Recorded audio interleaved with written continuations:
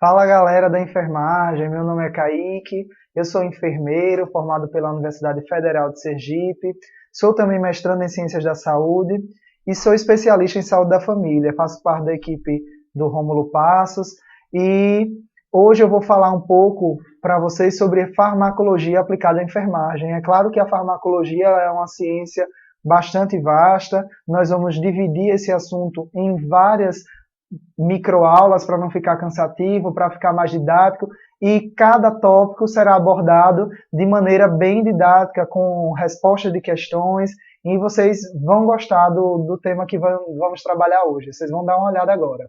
Inicialmente, nós vamos falar sobre alguns conceitos da farmacologia, né? Nós precisamos conhecer os conceitos de efeitos colaterais, que são os efeitos não intencionais e secundários, porém, eles são esperados de um fármaco. Pela própria epidemiologia, na verdade, etimologia da palavra, né, colateral é aquele que está do lado, aquele que acompanha. Então, são efeitos não intencionais, mas eles já são esperados, seja pela afinidade desse fármaco por determinados receptores, ou realmente por já ser esperado esse efeito. Então, os efeitos colaterais, repetindo, embora não intencionais, eles já são esperados. Eles podem ser inofensivos, mas também podem ser prejudiciais. Quanto à reação adversa, é qualquer resposta de um medicamento que possa ser, né, prejudicial, que ela é prejudicial, ela não é intencional e ela ocorre em doses normalmente utilizadas em seres humanos, seja para profilaxia, para diagnóstico ou tratamento de doenças. A reação adversa, ela geralmente ela é prejudicial e o efeito colateral não. Ele pode ser prejudicial ou não. O efeito tóxico ele pode se desenvolver após o uso prolongado de um medicamento. E eu digo mais, não só após o uso prolongado, em doses que não são adequadas. Né? Um medicamento que ele é tomado em uma dose acima do recomendado por prescrição de um profissional de saúde, ele pode trazer efeitos deletérios aos seres humanos. E temos também as reações alérgicas, pessoal. As reações alérgicas, elas são as famosas reações de hipersensibilidade. Hipersensibilidade e alergia, a gente pode estar encarando aí como sinônimos. As reações alérgicas é uma reação imprevisível de uma medicação e essas reações podem ir de leve a grave, como por exemplo o choque anafilático. O choque anafilático já é digamos assim, o máximo de reação de hipersensibilidade que nós podemos ter.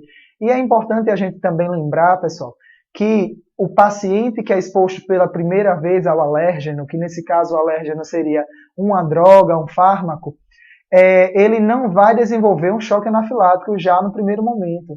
Nós sabemos que a reação alérgica ela depende de uma exposição prévia. Após essa exposição, a cada exposição subsequente, esse paciente vai ficando mais e mais sensibilizado e em um evento futuro, ele pode sim evoluir para o choque anafilático. E nós conhecemos na literatura diversas reações alérgicas, né? Reações, a mais famosa, por exemplo, a dipirona, tem uma reação alérgica que os profissionais da saúde geralmente têm medo, mas que é pouco frequente na literatura, que é a reação anafilática à penicilina. A penicilina é um antibiótico muito importante, né, um beta-lactâmico muito importante lá para a cura da sífilis. Então, existem drogas que elas têm essa fama de causar reações alérgicas, mas ela é pouco frequente na literatura. Vamos lá ver uma questão para que a gente aplique esse conhecimento, que o nosso estudo é bem direcionado. Né? Vamos responder uma questão sobre da Secretaria do Estado de Saúde do Acre, de 2013. Qualquer efeito prejudicial ou indesejado que se apresente após a administração de doses de medicamento normalmente utilizadas pelo ser humano para profilaxia, diagnóstico ou tratamento de enfermidade é denominado o que, pessoal? O que foi que eu acabei de explicar, que é uma reação adversa. Por quê? Porque o efeito reverso, embora eu não tenha falado, é quando a ação da droga administrada é contrária ao que se esperava. Você administrou um antihipertensivo e ele causou hipertensão de rebote. Você administrou um ansiolítico, por exemplo, e ele gerou mais ansiedade no paciente. Eu também não comentei com vocês de um conceito muito importante na farmacologia, que são as reações idiosincráticas. As reações idiosincráticas, elas são reações raras e são reações inesperadas. Geralmente está relacionado a algum fator genético do paciente e que ele produz enzimas ou ele não produz enzimas necessárias para o metabolismo daquela droga. Então, digamos que ele fez uso de um antihipertensivo e esse hipertensivo diminuiu demais a pressão desse paciente, porque ele não tinha as enzimas necessárias para a biotransformação daquele fármaco. Então, a reação idiosincrática é aquela reação inesperada, uma reação rara e peculiar. Quando vocês ouvirem a palavra idiosincrasia, ela se refere a uma peculiaridade. Então, não é normal, não é frequente uma reação idiosincrática para os fármacos. Vamos então para a letra C, que é o erro terapêutico simples, né? A gente viu reação adversa, mas existem também os eventos adversos em saúde, que estão relacionados aos erros terapêuticos, né? Que é qualquer evento que ele é evitável, no qual o uso inadequado da medicação pode prejudicar o paciente. E vocês lembrem sempre que errar é humano, mas persistir no erro, aí é grave. Então, a gestão de risco, principalmente na farmacovigilância, ela é bastante importante, porque os erros de medicação podem comprometer significativamente a vida dos nossos pacientes. Agora vamos para a letra D, que fala sobre farmacocinética. Farmacocinética, ela diz respeito às fórmulas, né, a forma de interpretar matematicamente falando as fases de processamento desse medicamento no organismo, e está relacionado com a absorção, a distribuição, o metabolismo e a excreção, a liberação desse fármaco. Então, a farmacocinética ela vai estudar mais ou menos isso. A farmacodinâmica ela está mais relacionada ao estudo dos medicamentos e os seus receptores. A quais receptores esse medicamento vai se ligar? Quais são os efeitos que, ao se ligar a esse receptor, esse medicamento vai causar? Então, o conceito trazido no enunciado não se refere à farmacocinética, porque elas são as etapas que a droga sofre após a administração até a excreção dos seus metabólitos ou do próprio fármaco sem passar pelo metabolismo. A letra E fala sobre a reação cruzada. Na verdade, a reação cruzada ela existe quando duas drogas são administradas e se unem gerando uma reação inesperada, uma reação cruzada. O gabarito da nossa questão é a letra A. Fácil, simples, cobrou apenas conceitos fundamentais, né, que todos nós devemos conhecer na prática de farmacologia. Lembrando que a farmacologia ela é uma das ciências basilares para a nossa assistência, porque nós na enfermagem estamos na linha de frente da administração das drogas e devemos conhecer, né, o uso dessas drogas, as suas indicações, para evitar erros e levar a uma sequela grave nos nossos pacientes. E são questões também, pessoal, frequentes nos concursos. Só lembrando, mais uma vez, que a reação adversa ela é qualquer resposta a um medicamento que seja prejudicial e ela não é intencional, né? Um efeito intencional é aquele efeito esperado, né? O efeito desejado da droga, e que ocorra nas doses normalmente utilizadas em seres humanos para profilaxia, diagnóstico e tratamento de doenças. Ou seja, aquele efeito que a gente não esperava, não era intencional, mas que ocorreu por uma dose que normalmente é utilizada. E que a reação adversa é diferente do efeito adverso, que se refere a um efeito não desejado de um fármaco e que pode ser decorrente dos efeitos tóxicos, né? E dos efeitos também colaterais, que são aqueles efeitos que, digamos assim, não é o desejado, mas ele já é esperado pela própria farmacodinâmica da droga. Vamos para mais uma questão aí da FUNCAB 2011, que fala que a senhora Roberta está fazendo um tratamento para infecção urinária com o uso de antibiótico oral norfloxacino. A enfermeira deve estar atenta para o surgimento de náusea, cefaleia, tontura, exantema, pirose e diarreia, que são implicações indesejáveis, denominadas de quê, pessoal?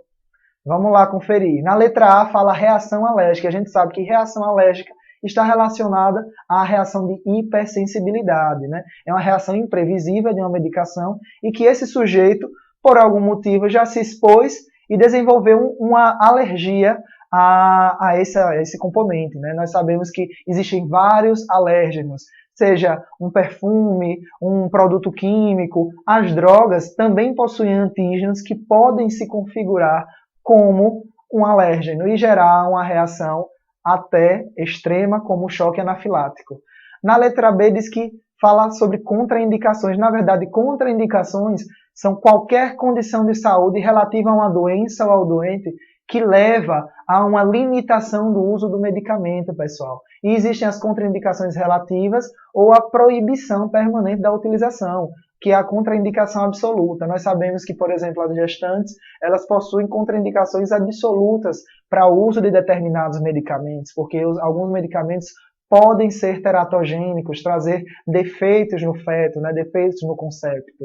Na letra C fala sobre interações medicamentosas, mas náusea, cefaleia, tontura, exantema, pirose e diarreia não são interações medicamentosas, porque as interações elas são respostas farmacológicas ou toxicológicas, clínicas ou laboratoriais, causadas pela combinação do medicamento com outros medicamentos. Né? Para existir interação medicamentosa, você precisa ter um encontro de dois medicamentos. Os medicamentos também podem interagir com alimentos. E é muito frequente na nossa prática nós prestarmos orientações sobre o consumo daquele medicamento com determinado líquido, esse medicamento pode ser consumido com suco, esse medicamento não pode. Então, os medicamentos eles podem interagir entre si e podem também interagir com alimentos. E essas interações podem prejudicar um daqueles caminhos da farmacocinética que a gente falou, né? Da absorção, da distribuição, do metabolismo ou até da excreção. Algumas interações podem impedir que esse medicamento seja absorvido, ou outro medicamento ele pode ser antagonista, né, fazer o efeito oposto do medicamento que o paciente precisa fazer uso, e acaba trazendo, né, ou benefícios ou malefícios, perdão, ou não faz o efeito desejado que nós esperamos naquele paciente. Um efeito adverso sério, que é trazido na letra D, ele se refere a qualquer ocorrência médica desfavorável, que resulta em morte. Né? Evento adverso ele pode ser um erro simples, terapêutico, mas também pode ser um efeito adverso sério, que pode evoluir para o óbito, né? Ameaça ou risco de vida, incapacidade ou anomalia congênita, ou defeito do nascimento, hospitalização ou prolongamento dessa hospitalização e ocorrência médica significativa. Então, também não é a letra D. Só restou para a gente o que, pessoal? A letra E. O gabarito dessa questão é a letra E. Questão fácil também, simples, porque as outras alternativas, pelo menos na nossa avaliação, foram descabidas, né? Que esses sinais e sintomas, eles são característicos de efeitos adversos de uma droga. Agora vamos para mais uma questão lá da Prefeitura de Cianorte, 2014, que fala que a farmacologia é a ciência que estuda os medicamentos e suas formas de ação no organismo.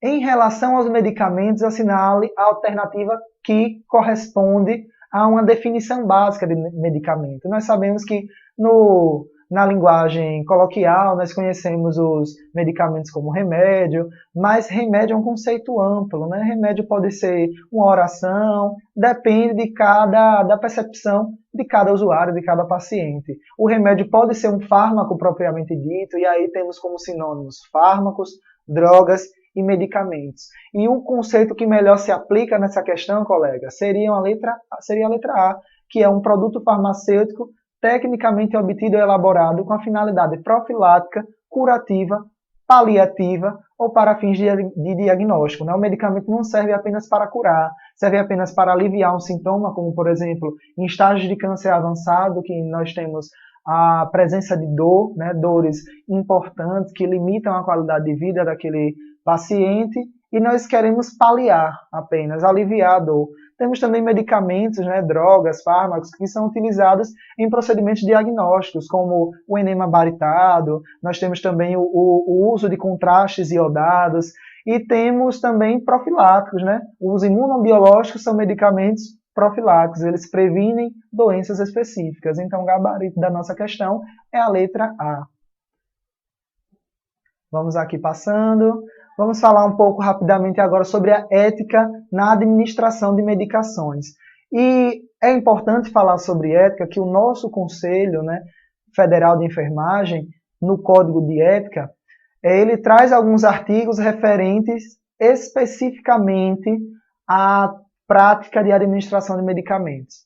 Né? Nessa questão vocês podem ver que o artigo 29, o artigo 30, 32 e 34 do nosso Código de Ética, eles versam sobre a prática de administração, né? Desde que uma prescrição ilegível, né, o enfermeiro, o profissional de enfermagem, ele pode se recusar a administrar aquela medicação.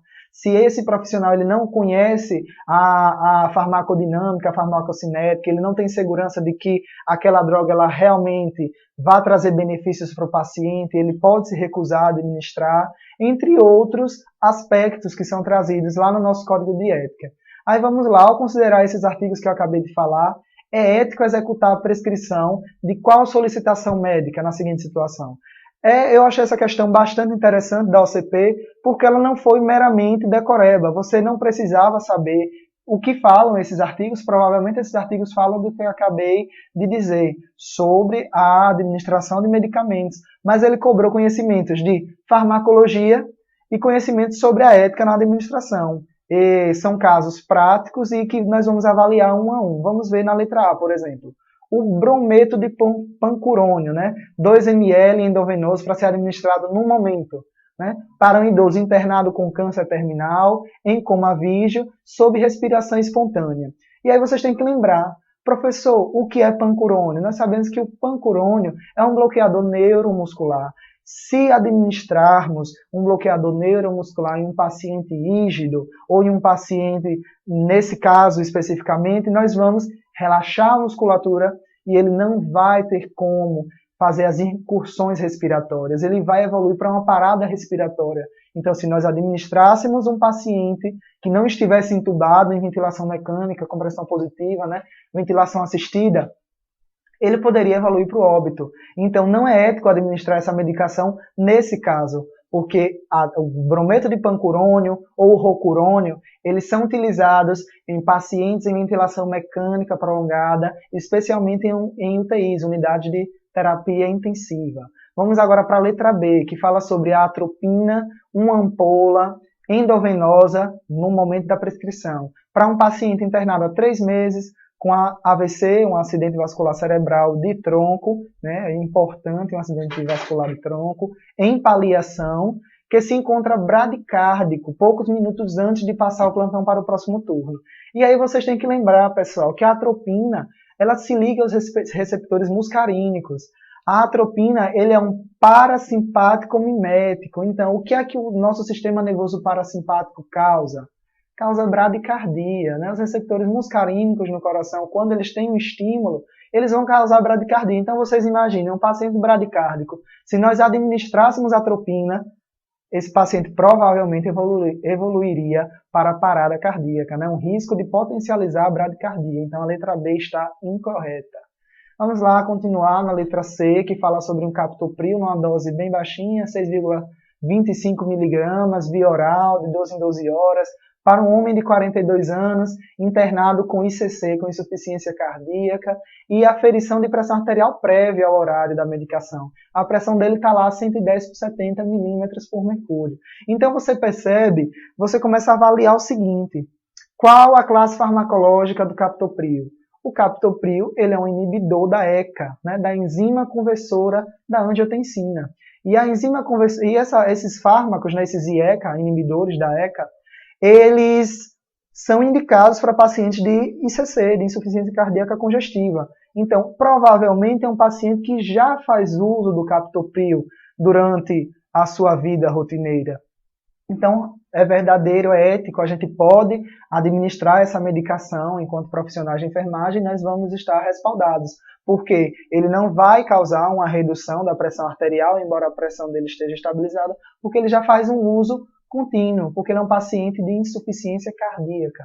E na letra D, nós temos a heparina 5.000 unidades internacionais, de 8 em 8 horas, para um homem de 56 anos internado com IAM, que é o infarto agudo do miocárdio, em anticoagulação plena. Se a gente administrar essa dosagem, ele pode ter um risco importante, um grande risco de sangramento, né? E ele pode evoluir para um choque hipovolêmico. Então, o gabarito da nossa questão é a letra C, pessoal. Na letra E, vem falando sobre a insulina regular, 10 unidades, subcutânea, no momento da prescrição, para uma diabética que acabou de chegar no serviço hospitalar com sintomas, né, de hipoglicemia. Aqueles sintomas de sudorese, tremores frequentes, queixa de cansaço, sem verificação da glicemia capilar prévia. Como nós podemos administrar insulina em um paciente sem verificar a sua glicemia? Então, não é ético, pessoal, fazer isso. Devemos, anteriormente, verificar a glicemia. Nós temos que nos respaldar, porque quando acontece um erro de medicação, todos têm responsabilidade. A responsabilização é solidária.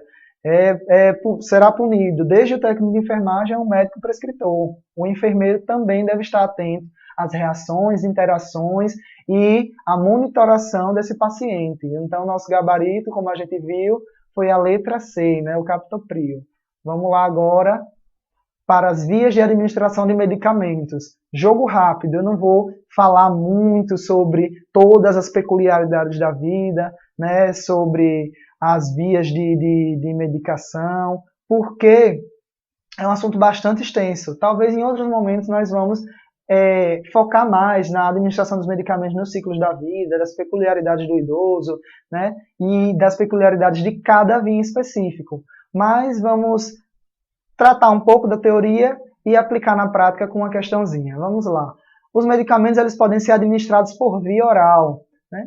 E a depender dessa via de administração, pessoal, é muito importante a gente conhecer, porque vai afetar diretamente na biodisponibilidade desse medicamento, né? O quanto de medicamento vai chegar à circulação sanguínea. A gente sabe que o medicamento administrado diretamente na veia, ele vai chegar mais rápido, você vai ter uma dose mais precisa da quantidade que vai estar biodisponível, né? A quantidade que realmente vai chegar na circulação sanguínea.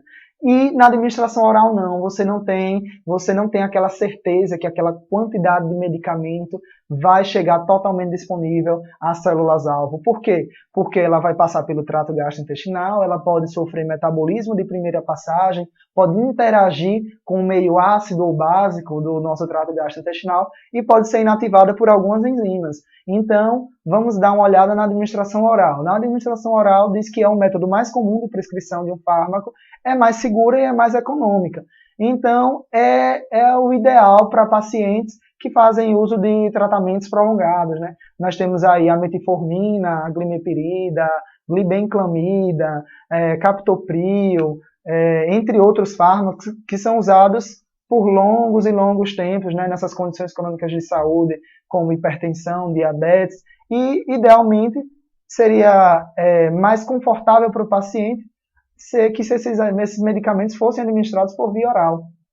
Nós temos também a via sublingual, e é um método de absorção mais rápido, porque nós sabemos que a mucosa que fica localizada abaixo da língua, ela é ricamente vascularizada. Então, esse slide ele possui um pequeno errinho que diz que é o método mais rápido de absorção oral. Na verdade, realmente é absorção oral, mas vocês não confundam com a administração oral. A administração oral, ela envolve a ingestão, né? A passagem pela boca, esôfago, estômago e lá vai.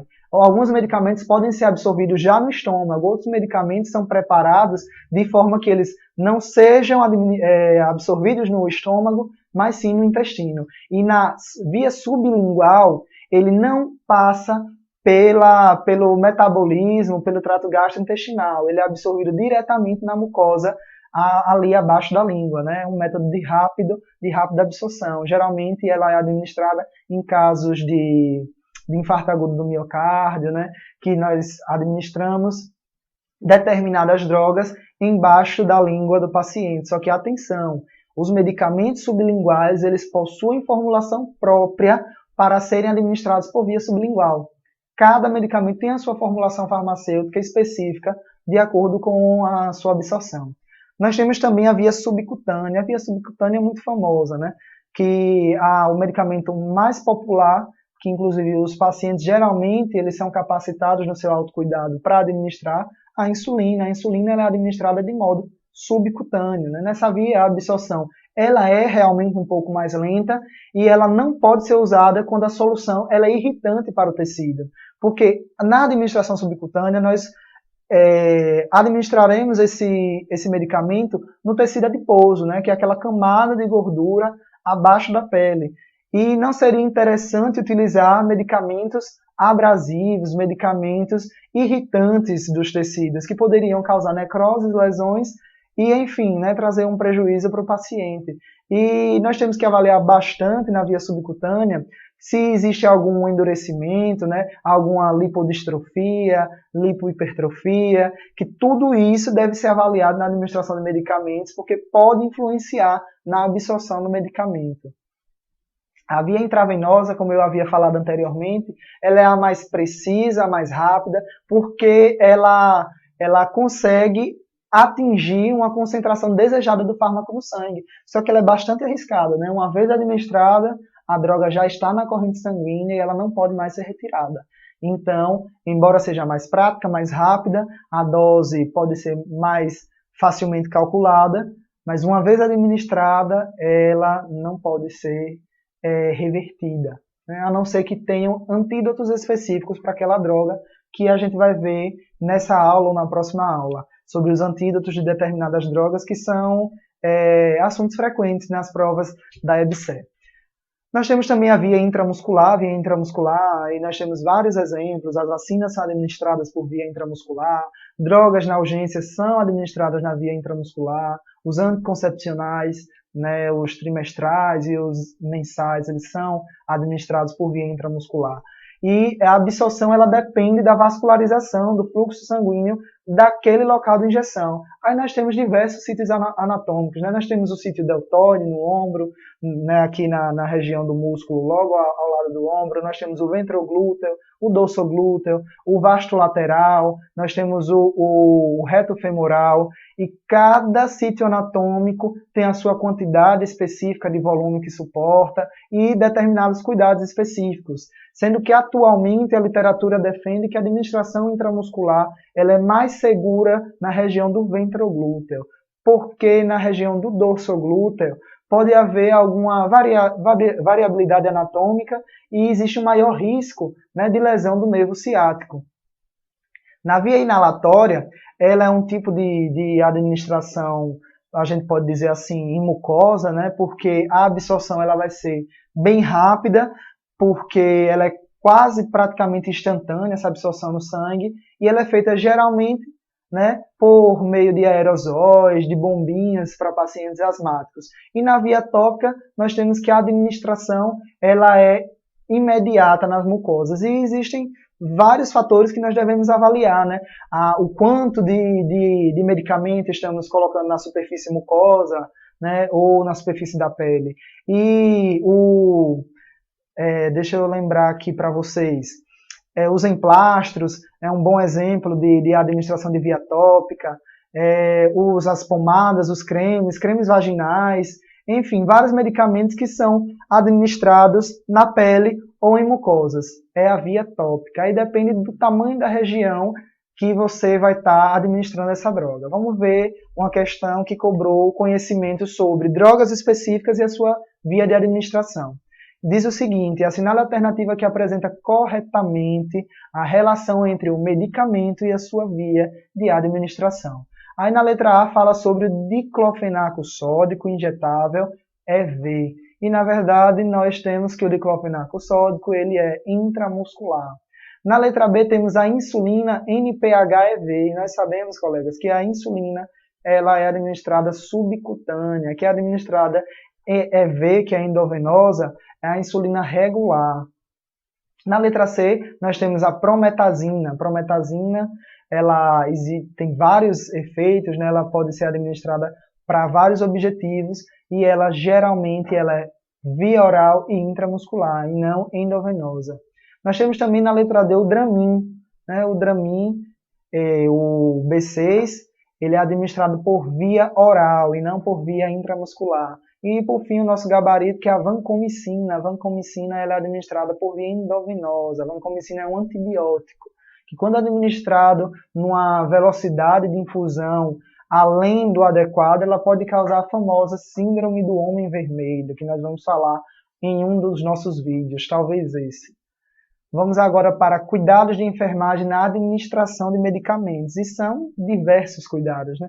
Desde a avaliação da validade do medicamento, ao atendimento dos 6 certos, dos 7 certos da administração de medicamentos, até a reação do paciente frente a essa administração.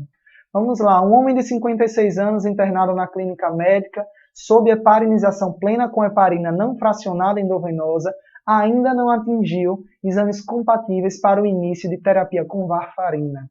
Dentre os exames laboratoriais, lembrem, dentre os exames para ele começar a usar a varfarina, para ter indicação da varfarina, para vocês não confundirem. É prioritária a monitorização desse paciente quanto o tempo de protrombina, pessoal. A varfarina, ela tem limites estabelecidos de INR e de tempo de protrombina. Avaliados esses itens, né, laboratoriais, esses índices laboratoriais, é que nós podemos iniciar ou parar a administração dessa droga, o uso dessa droga do paciente no ambiente de cuidados. Vamos agora para mais uma questão, essa é do Fundep, lá do Hospital Risoleta Tolentino, de 2014. É de responsabilidade do enfermeiro conhecer os efeitos, os cuidados no preparo e a administração de medicamentos vasoativos. Sempre nas provas eles cobram alguma questão de drogas vasoativas, que são drogas bastante utilizadas no cenário de ambientes críticos, né? UTI, urgência, emergência, pacientes em estado de choque, pacientes com infarto agudo do miocárdio. E com relação a essas drogas, são considerados os seguintes cuidados de enfermagem: a monitorização contínua do paciente, o uso de via exclusiva para a administração, a não utilização concomitante de soluções alcalinas na mesma via, a proteção dos medicamentos fotossensíveis, o uso de bomba de infusão contínua e o controle dos sinais vitais minimamente de 2 em 2 horas.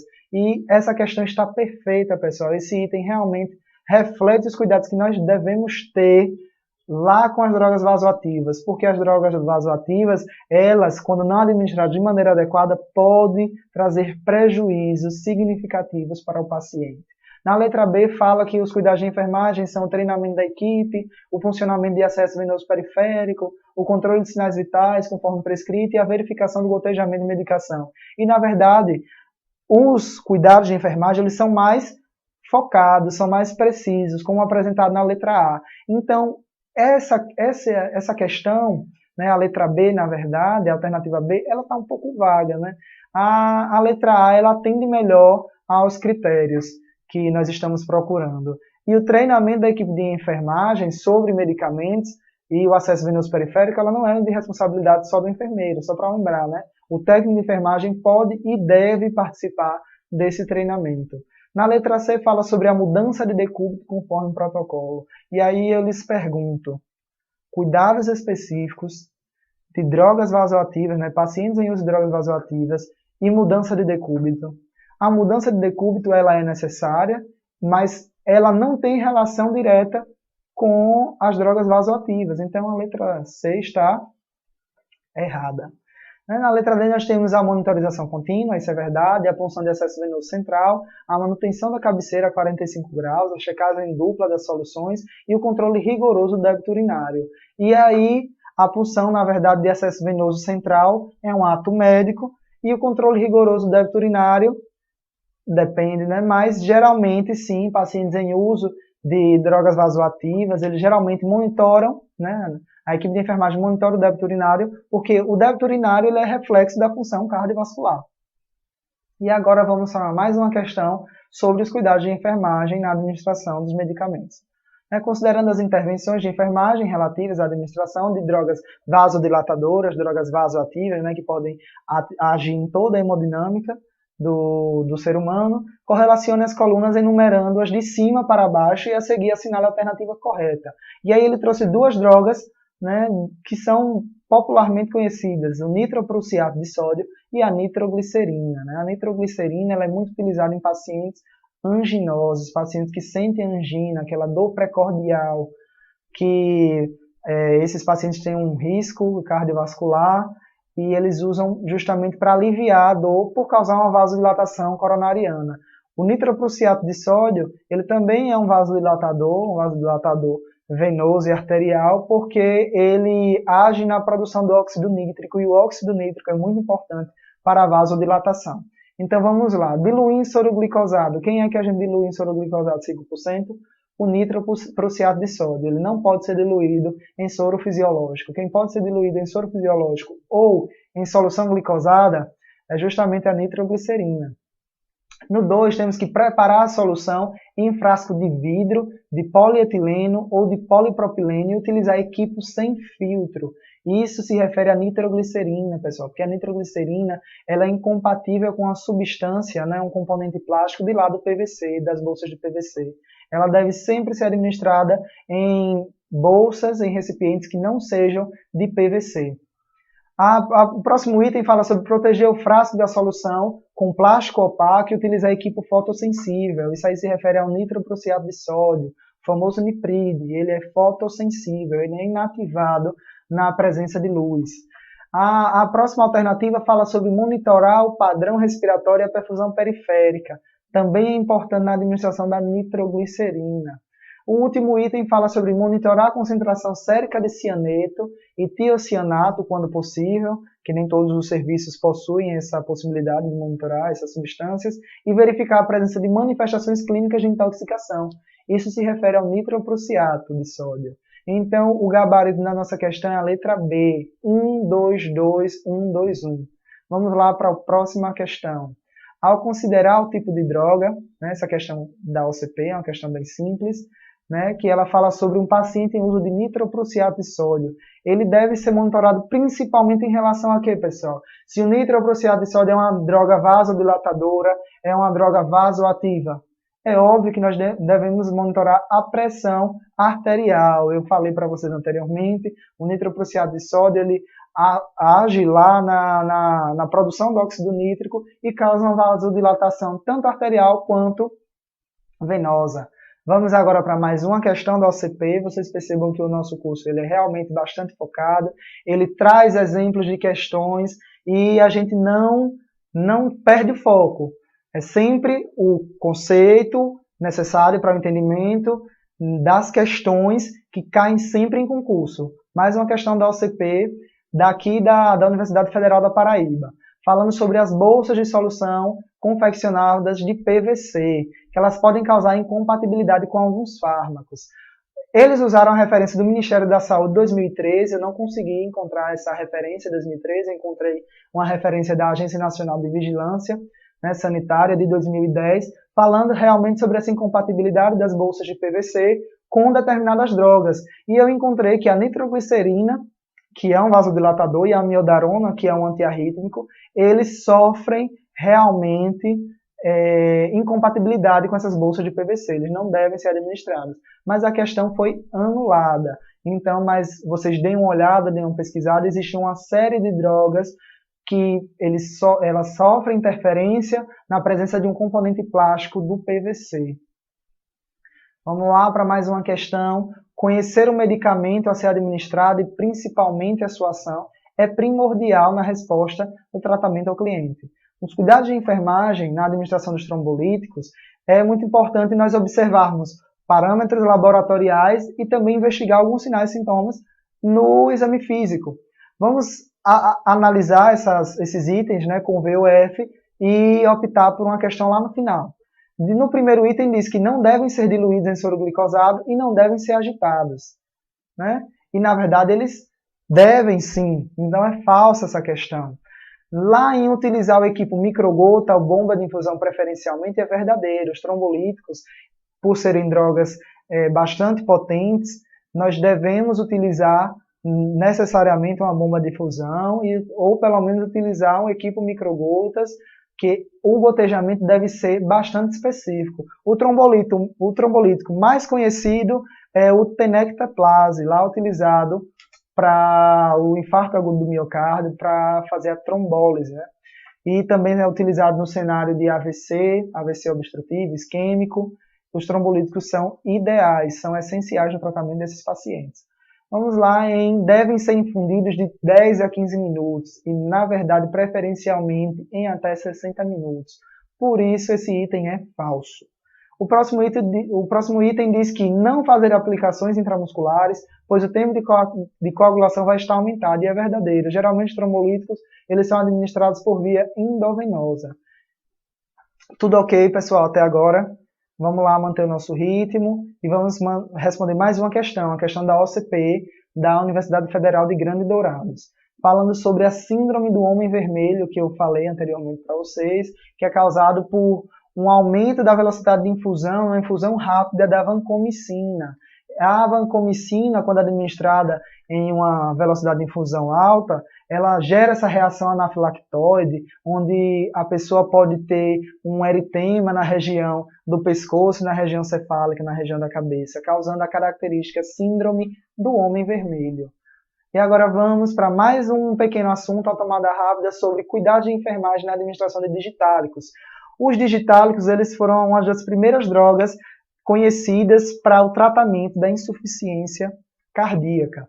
Os digitálicos, eles fornecem, né, um aumento da força de contração, o que a gente chama de inotropismo positivo, só que eles não aumentam a demanda de oxigênio. Eles fazem o coração bater com mais eficácia, mas ao mesmo tempo eles não aumentam a demanda de oxigênio. Isso é bastante importante lá nos casos de insuficiência cardíaca. Só que os digitálicos, eles são potencialmente tóxicos, ele deve ser bem manuseado, o paciente ele deve ser bem acompanhado pela equipe multidisciplinar para acompanhar alguns sinais de intoxicação digitálica. Porque os digitálicos, eles agem lá na bomba de sódio e potássio. Quem estudou farmacologia na faculdade pode perceber que a bomba de sódio e potássio ela é bastante importante nos mecanismos de despolarização, dos potenciais de ação. E sem potencial de ação nós não temos impulso nervoso. Sem impulso nervoso nós não temos o que, pessoal? Contração muscular. Então nós precisamos da bomba de sódio e potássio. Então, quando administrado de uma maneira exacerbada, os digitálicos, a exemplo da digoxina, ele pode ser bastante tóxico e levar até a arritmia com consequente parada cardiorrespiratória. Os sintomas digestivos de intoxicação digitálica são náuseas, vômitos, anorexia e diarreia. Os neurológicos são fadiga, cefaleia, confusão mental, desorientação e delírio. Na visão, pode ter alteração na percepção das cores, visão esfumada ou visão dupla, diplopia, e alguns sintomas cardíacos são arritmias diversas e complexas, justamente por atuar na bomba de sódio e potássio. Então, essa questão da UFCG, lá da EBSER, na verdade foi da Comprove, do Hospital Universitário, em 2014, fala sobre esses sinais de intoxicação. E nós temos a letra E como a resposta correta, pessoal, como mostrado no slide anterior. A anorexia, náuseas, vômitos, fadiga, distúrbios visuais e arritmias cardíacas. Encerramos aqui a nossa aula e podem ficar esperando que tem mais aulas sobre farmacologia.